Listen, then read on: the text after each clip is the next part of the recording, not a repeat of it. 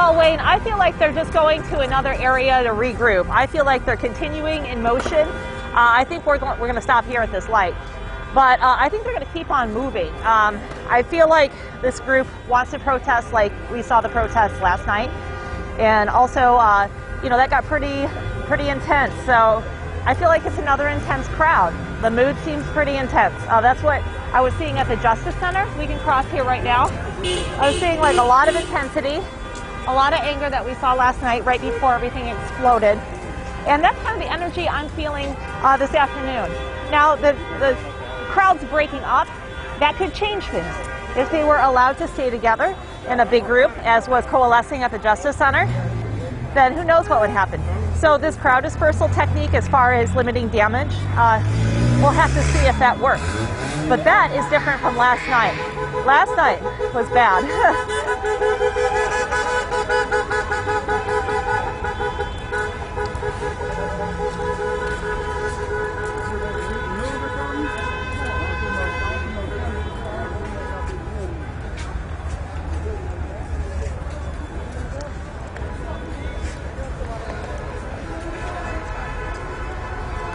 Wait, I think that's a fair assumption to make. It's easier to see what's going on, and police can track the groups easier.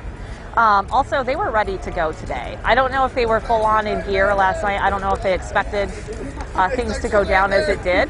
And so maybe they thought it wasn't going to be as big. I don't know if we thought that either.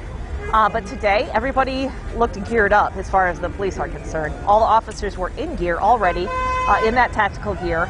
Helmets and ready, at the ready, and they moved pretty quick.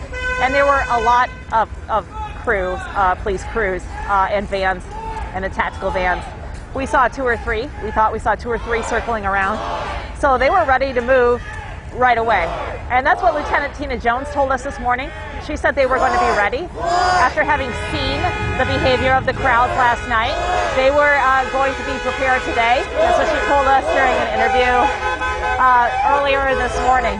So you hear a lot of horns honking in support for the protest because George Floyd, of course, these protests were originally for George Floyd, and we've heard a lot of people chanting his name today. That might have gotten a little lost in all the violence and vandalism and destruction that we saw last night because that was the original intent. And we did hear a lot of people chanting his name today.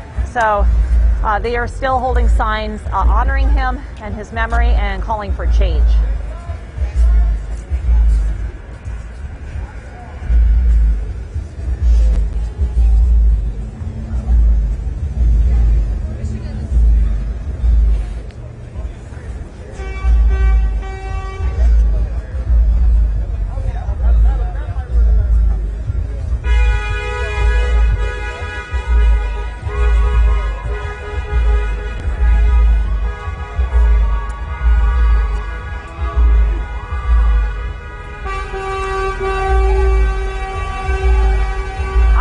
A mix.